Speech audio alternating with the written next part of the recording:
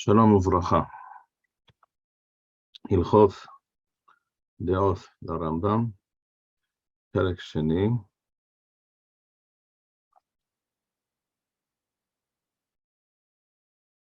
הלכה ז' במהדורת נכון ממראה. במהדורות אחרות הלכה, המשך של הלכה ג'. Okay, so this is the second perek, halacha zayin or gimel. Amru hachamim horishonim, which is a term that Rambam uses frequently to refer to Hachamei Mishneh or Talmud, Chazal. Kol ha'ko'es ki'ilu oved avodah zarah. This appears in the Talmud Bavli, Masechet Shabbat, Daf Chof Hei. And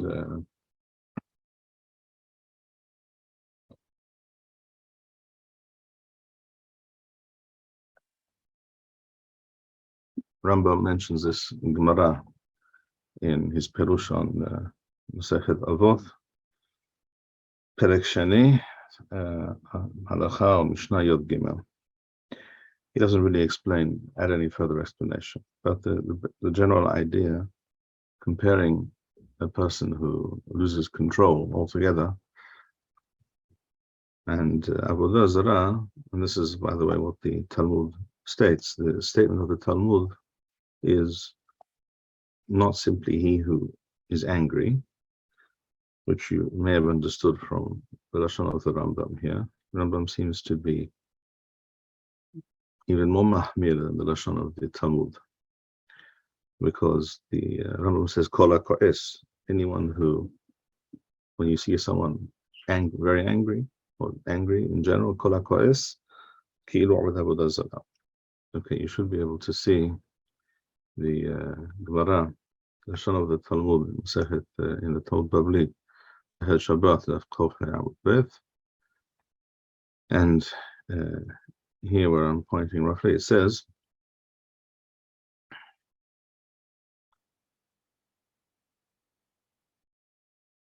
Rabbi Shimon ben Elazar, Omer Mishum Hilafa Balik, Igra or Agra, Shamar Mishum Rabbi Yohanan ben Nuri, Hamekarea Bivado, Bahamatho.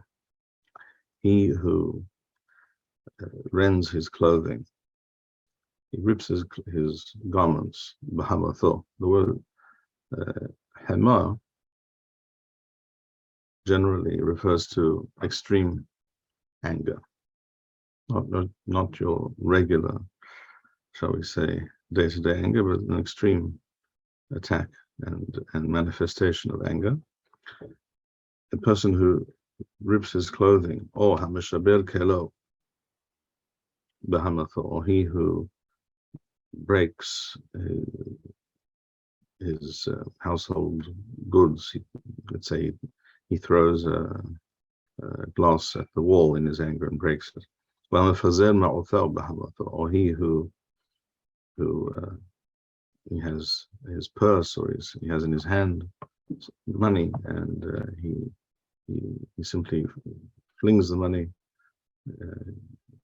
into the house, in the room where he is, or outside into the street, wherever he may be. That's the point, that he's out of control and he's unable to control his passions. That's what it states here. This is the way, and this is the tactic that Yetzer Hara uses when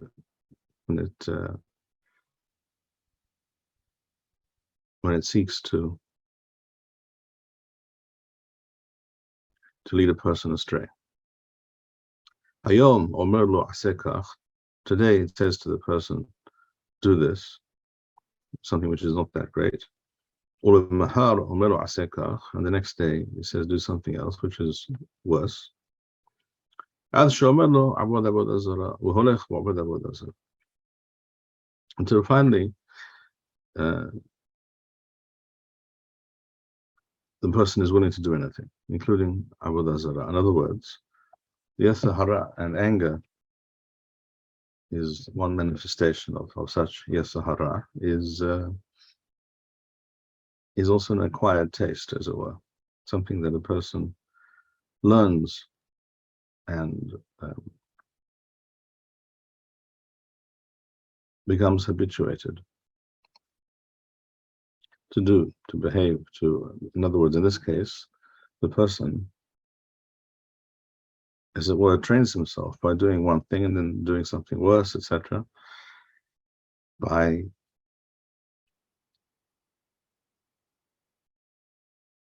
allowing his passions and his desires to lead him astray again and again, each time one thing more serious than the time before. Person trains himself to have no self-control. And when one has no self-control, there is no end to what one will do.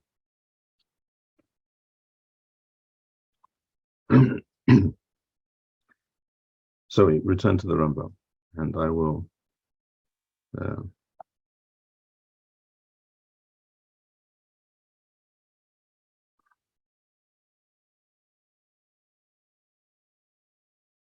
reshare if I can, just a moment.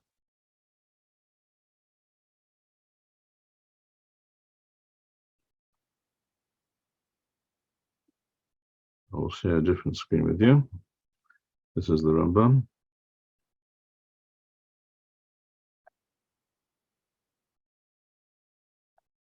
All right, so you should be able to see in Halakha Zayin. Amru hachamim harishonim kol hakoyes keilu oved avodah zarah. U'amru shekol hakoyes. Further, they said, Chachamim said, Im hachamhu, if this person is a hacham, he's a Tamid Chachamim, he studied much Torah, Chochmato mistalaket mimeno. He is harming himself because losing that control and allowing one's passions and one's heart to lead one astray, and in general to look at the world and to view things through the prism of one's heart, one's passions, rather than through the prism of reason and logic and the instruction of the Torah, which in general trains us to follow the mind and that which is right, which we perceive to be correct, rather than following one's heart. This is the general thrust of the Torah. If a person acts differently, he loses some of his wisdom and understanding of Torah. V'im navihu, and if he is a navi and he falls into this trap, nevuato mistalakhat mimenu. The same is true, because Torah and nevuah are not the result, are not a function of one's emotions, but rather the connection between a person and Hashem. This is true of the Torah. This is true of even more of Nevuah, where everything is viewed correctly as it is, as it should be seen, and not as one's personality or one's emotions might color things. Rambam continues. Ba'alei ka'as en hayehem hayim. A person or people who tend to extreme anger, en hayehem hayim, literally their life is not worth living, because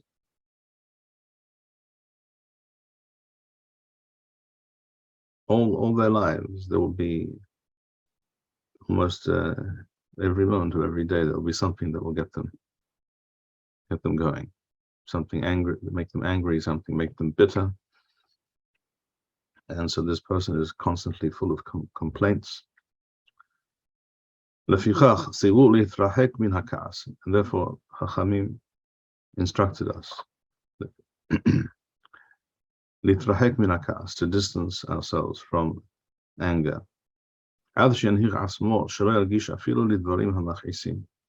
that a person is close to being unfeeling, apathetic. This is the correct path to follow. That a person should train himself in being close to immovable, or in other words, not being affected, not being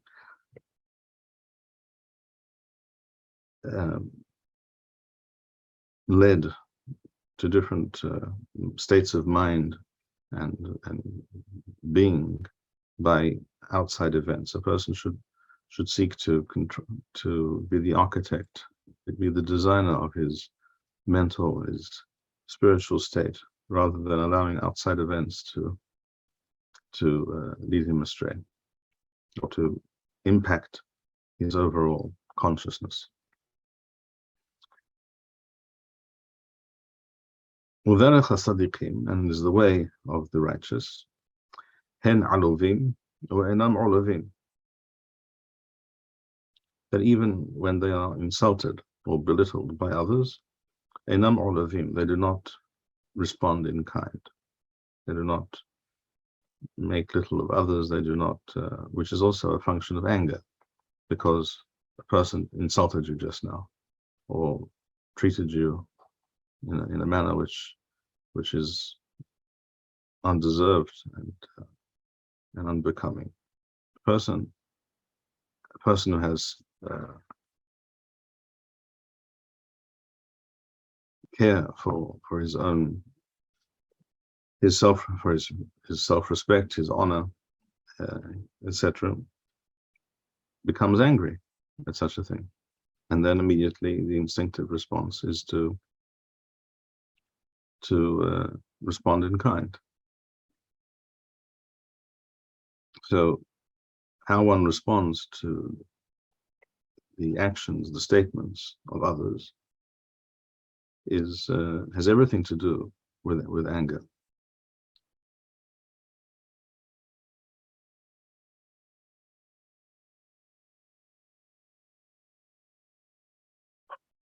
And this is not, it is not, we are not speaking of someone being insensitive to or unaware of the insult or that which was said about them, as if it does not register because they didn't understand it. No, they understand. Rambam says, hen aluvim. In other words, they're aware of the fact that they've just been insulted or spoken of or treated improperly in a manner which was entirely unjustified.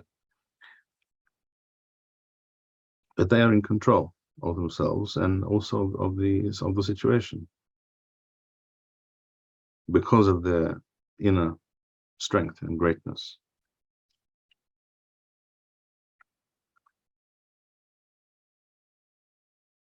Shomeim harpotham we'enam meshivim.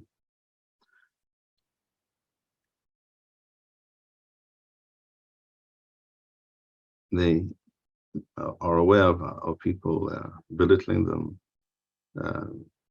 disrespecting them. We'enam meshivim, and they do not respond in the same vein. Osim me'ahava, they serve Hashem every day, or at all times, to the utmost of their ability. Me'ahava, no matter what is going on and what this other person said or did, even though most people would definitely be very upset and angry, nevertheless, osim me'ahava, usmehim be'yisurim. And even when they suffer, it could be at the hands of these people who insult them, who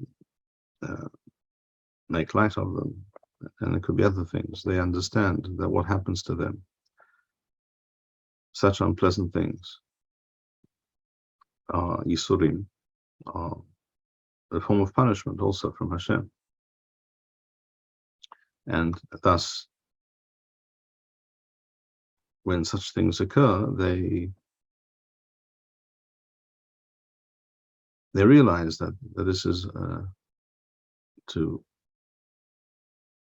wake them up, to cause them to take stock of things and examine themselves, and to do, where necessary, and it usually is necessary, to do teshuvah of some kind in some regard, with regards to some matter. As Chazal say in Masechet Berachot, when a person sees that Yisurim, different forms of suffering or trouble, anguish, come his way, a person should first of all check and see his own, see what is going on with himself, with his behavior, with his life. Where is he going wrong? Because Yisurim are not to be viewed as coincidental, but as something deliberate and planned, and that a person experiences for a reason. The reason is, first of all, to wake you up.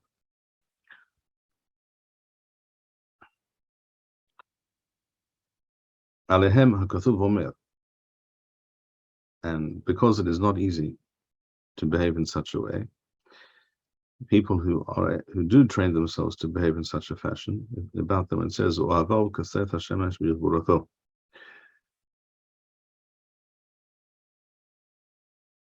In other words, those who love Hashem and experience life with all its ups and downs and the difficulties, the unpleasant experiences which come their way, and nevertheless do not lash out at people and do not lose their self-control. This is a true sign of greatness. In other words, it requires tremendous gevurah, strength, inner strength, to behave in such a fashion and to live one's life in such a way. We continue. Halacha Heth Mudaled Le'olam Yarbe Adam Bishtika. As a rule, it is proper for a person to train himself to speak little.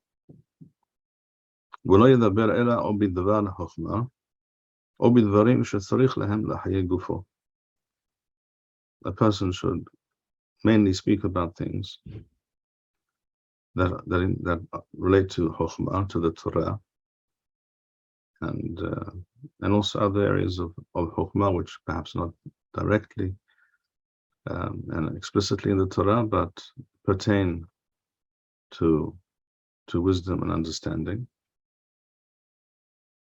in different realms.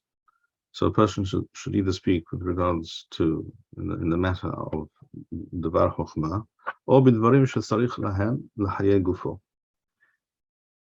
or things which must be discussed because they're necessary for living one's life.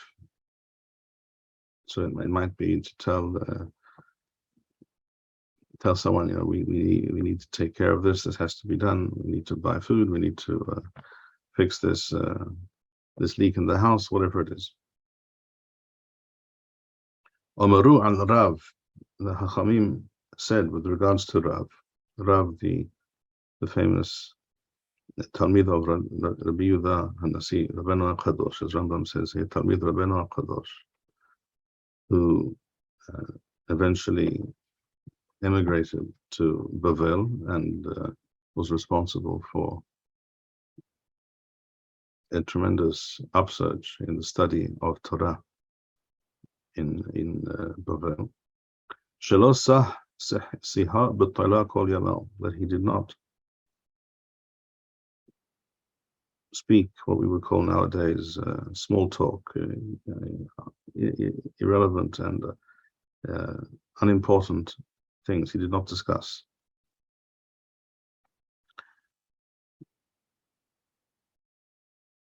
This too, Rambam discusses. I'll explain. I will quote that in a moment in his Perush on the Mishneh. אמרו על רב תמיד רבנו הקדוש שלא סח שיחה בתחילה כל ימיו. He did not speak unnecessarily, always, all his life. וזוהי שיחת רוב כל אדם. And Rambam adds, this is no small thing, because most people, most of their lives, most of what they discuss and converse about, these are exactly such things. Sihat b'teilah.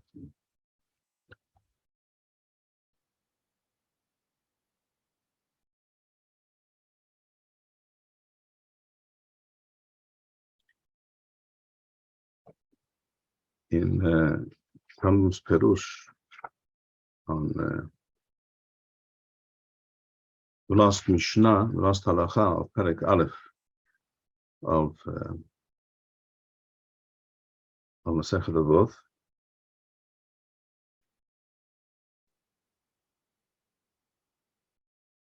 or I should say the second to last. Shimon beno Omer, the son of Rabban Gamliel. Kol Yamai Gadalti ben Hachomim. I grew up from the earliest age amongst Hachomim. So therefore I imbibed and internalized their behavior, their midoth. V'lo masati laguf tov ela shetika. And the most precious, the most important thing that I learned from living amongst them and experiencing them, seeing their behavior, was shetika. Lo masati laguf. I found nothing better for a person, nothing more beneficial and more productive than silence. Rambam says in his Perush here, he quotes first of all the pasuk in Sefer Mishneh Perek Yod, "Berov devarim lo yahdal pesha." It's worth seeing this pasuk, perhaps. Just one moment.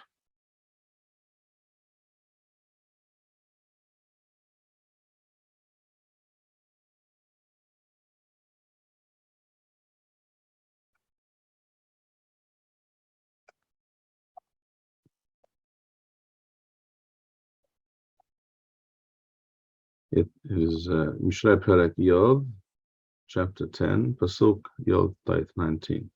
Here it is. Berov devarim lo yahdal pesha, v'hosech sefato maskil. So you see the pasuk says that it is impossible to escape some form of sin if one is constantly talking and chattering. And that's what Rambam says. V'ta'am hadavar, and here is Perush on the Mishnah, ki rov hadavarim miyutarim. Most of what people say and do, speak about is superfluous. Superfluous and leads to something negative. And most of these things are in fact sinful in some way. Ki ka'asher marbeh adam devaro. If a person is constantly saying, speaking, talking, he will definitely transgress one thing or another. Because there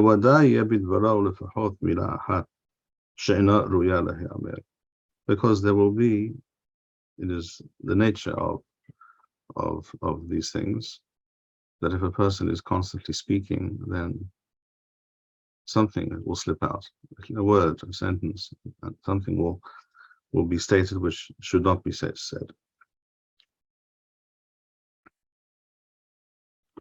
And Rambam also quotes what it says in the Mishnah, Perek Gimel Masechet Avot, Siyag LaChochma Shatika.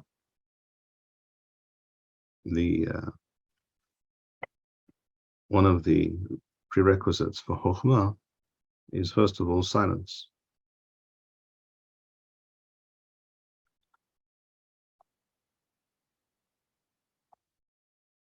And furthermore, Rambam quotes the pasuk in Koheleth Perek Hey, which I will also bring up.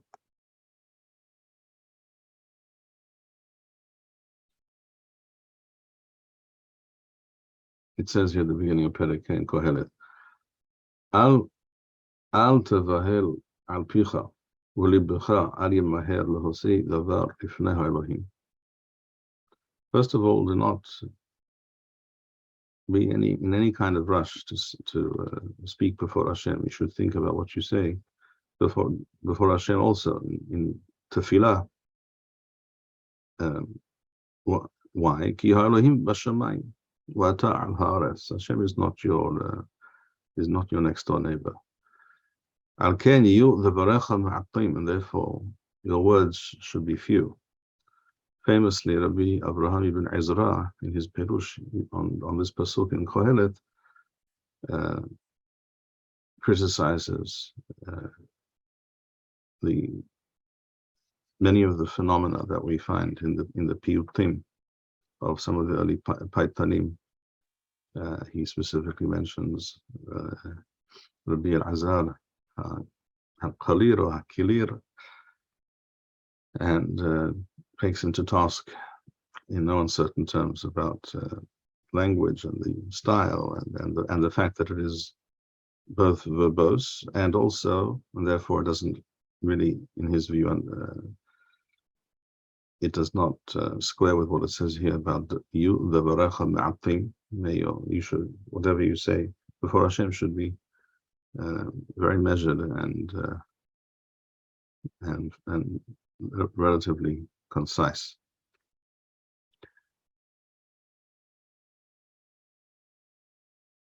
He goes on to say, Ki ba'a halom b'rov inyan v'kol kasil b'rov devarim.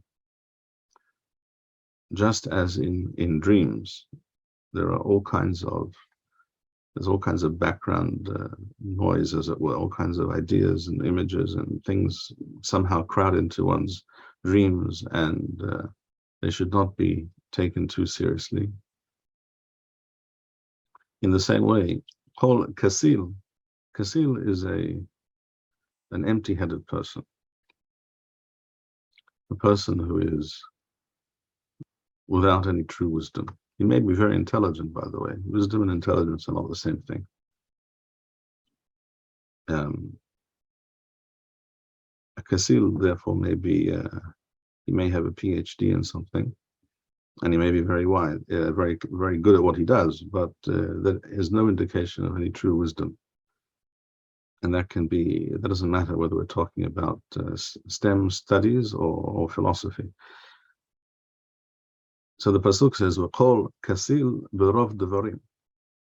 Those who are empty of true wisdom, who are bereft of true wisdom, are always talking and saying much. They always have what to say, although they have actually essentially nothing to say. So we have a paradox. In truth, those who have much to say tend to say little, or much less than you may have imagined that they should say. And those who have essentially nothing or little to say of value are always eager to share their lack of wisdom with others.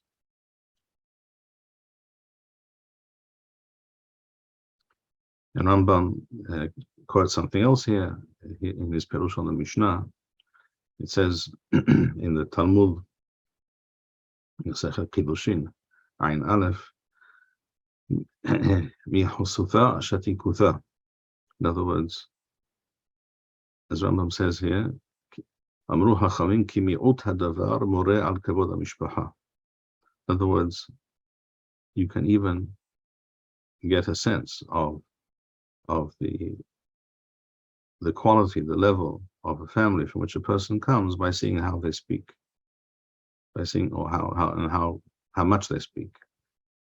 So that speaking less is an indication of a mishpacha miyuchesed, of a family worthwhile of being involved with, marrying into, etc.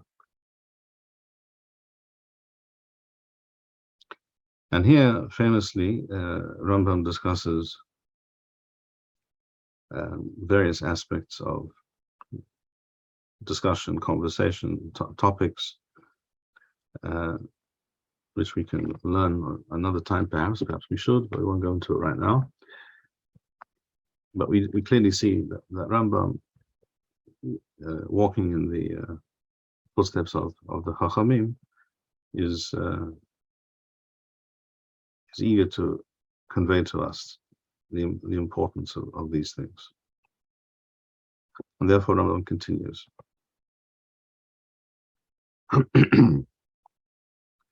So he said before that a person should speak about divrei chokhmah or devarim shetzarich lahem lahayei gufo, things that are necessary, that have to be discussed to conduct one's daily worldly existence. Wa'afilu b'tzorchei haguf lo yarbe adam b'devarim, and even when it comes to those things, one should not speak more than is necessary. Wa'al zeh sigu hachamim wa'amaru. And the Chachamim said, Kol hamarbe devarim mevi het. As we saw in the Pasuk in Mishneh, Chachamim also said, it is impossible to speak much and not sin in some way. That is just the fact. And the sooner that a person becomes aware of this fact, the sooner he will be able to train himself to think before he speaks, because that is the main problem. Generally, people speak before they think. If they think at all, they think afterwards, which of course is a problem because you cannot unsay something which has been said. And the more one speaks, the more one tends to get carried away and add words or expressions or ideas that had the person thought for just a moment, they would have realized that it's better not to say this thing for various reasons. So therefore, kol hamarbe devarim mevi het. U'amru lo masafi laguf tov ela shetika. That is the Mishnah that we mentioned in the end of the first parak of Avot. And Rambam continues, and he says, V'chen b'divrei Torah. I will go back to the Rambam just a moment.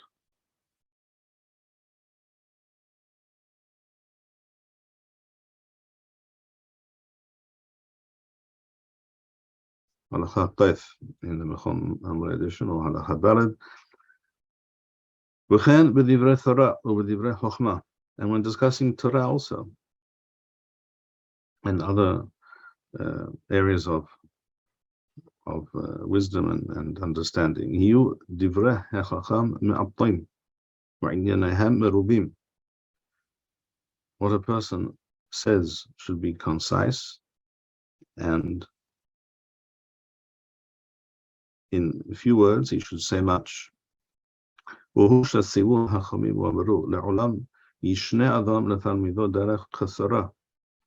connects this to the statement which appears in the Masechet Pesachim, that a person should teach his student but derech kasara, in other words, concise, precise, balanced statements that convey exactly what is trying to be understood and said,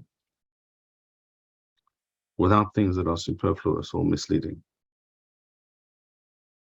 An example of this, of course, is the Mishneh itself, or the style of teaching Tasha Ba'al Peh of all the Taming. And we have the classic example in the Mishneh of Rabbi Yehuda Nasi, which is a distillation of all those teachings. The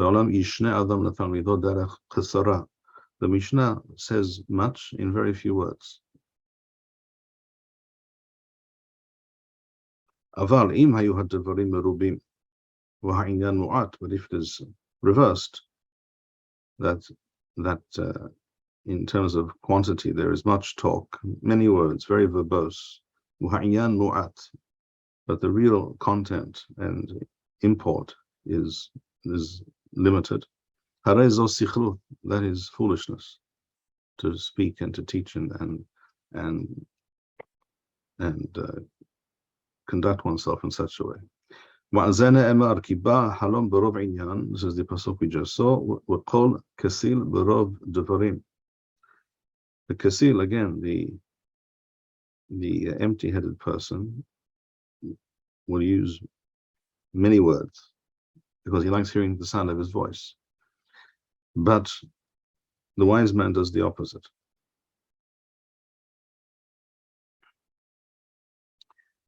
And Rambam continues.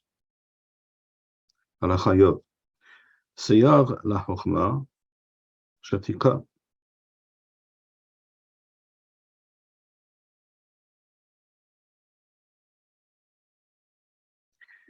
Again, this is the statement that we mentioned before in Perek Gimel of Masechet Avot.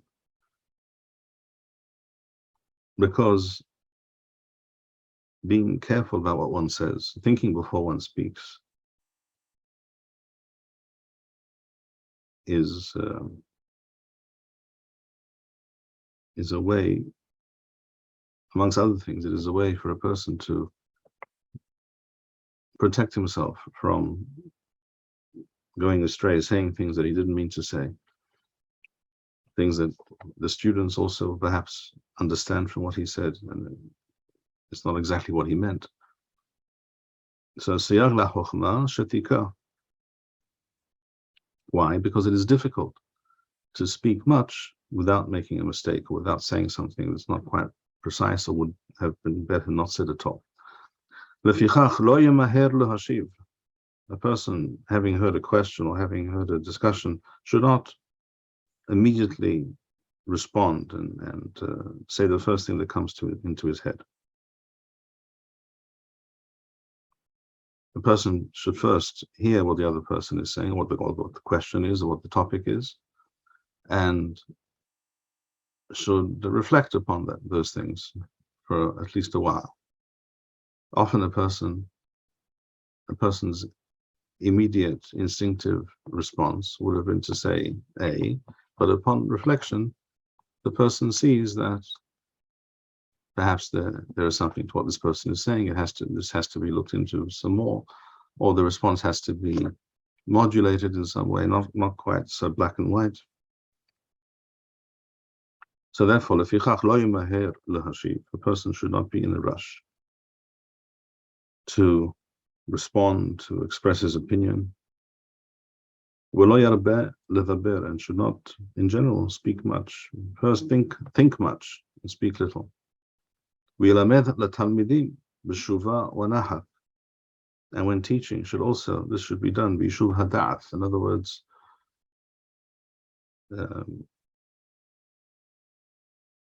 having reflected and contemplated, and also in a state of peace of mind. Below sa'aka, without shouting or raising one's voice. Below arichut lashon, and without unnecessary verbiage. Hu sheshalomo omer, as Shlomo says in Kohelet, at the end, divrei hachamim benahat nishma'im.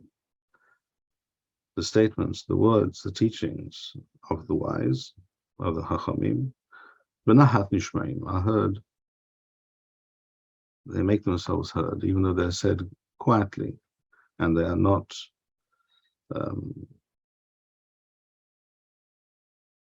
voluminous in terms of the quantity. And precisely for that reason, eventually they are heard, all the more heard, because people understand that every word that this person says or that these people say contains wisdom and is worth hearing and considering. That is why Chazal say that afilu sihat hulin shel talmidei chachamim tzarichat talmud. Even the more mundane conversations of talmidei chachamim tzarichat talmud. In other words, requires. The word Talmud, as in many places here, means reflection, investigation. One has to think, well, what was said, why it was said, and you will often find that it was not without import, as you may have initially have assumed.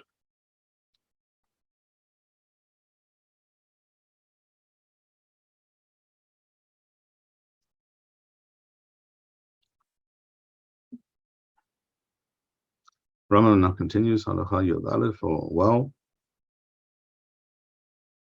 Asur la'adam lanhir asmo b'divrei halakot u'fitui. person, it is forbidden for a person to behave. Ranhich asmo also implies here that this is a general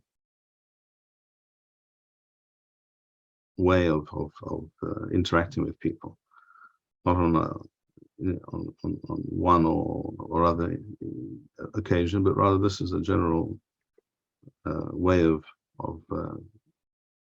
communicating with people in a manner which is dishonest. Halakot refers to what we call in Hebrew hanupa. Hanupa is saying things, usually positive things, praising people or things or ideas in a manner which does not reflect what a person really thinks about that thing or about that person, or about that idea, but is designed to find favor in the eyes of the hearer. Some might refer to this as telling people what they want to hear, which is, of course, the particular talent and purview of most politicians. They don't tell people what they need to hear. They tell people what they think they want, what the politician thinks the people would like to hear. And eventually, of course, this leads to disaster. Because if there is a serious problem, and let's say this politician, this leader is aware of that problem, and he knows that if it is not dealt with, the situation will become very serious.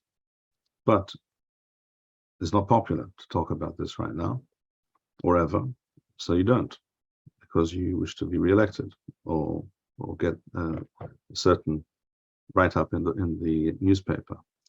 So this is the opposite of how the world should run. The world should be run in such a way. People should, certainly important people who are in a position of influence and power, they must not speak in a dishonest fashion and simply say things that are pleasing to the audience. And a person should therefore, literally his mouth and his heart should be the same.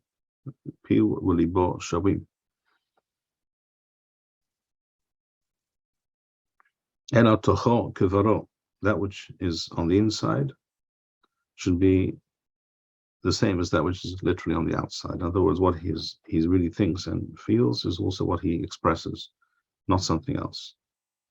And it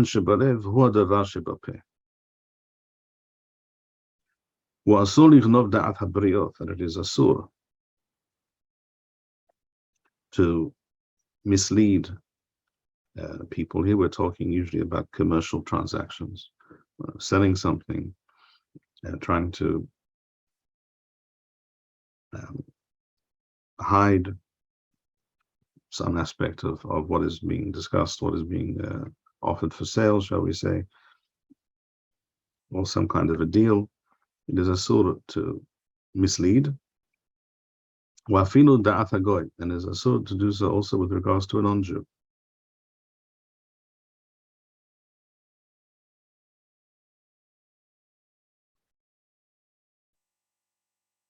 We will stop here for today, and perhaps we'll begin next time by mentioning a couple of things the Rambam writes elsewhere about Genevat Da'at. Hayu beruchim, hizku v'ames levavchem kol ha'me'ahalim v'adonai. Thank you, Rabbi Bar-Hayim. We would like to encourage our viewers to share these videos with friends and send in your responses. We would also like to suggest the following opportunity to our viewers. If you identify with Rabbi Bar-Hayim's message and would like to sponsor or dedicate a video interview with the rabbi in honor or memory of a loved one, if you would like to obtain Birkon Nusach Eretz Yisrael or invite the rabbi for a speaking engagement, please email us at office@machonshilo.org.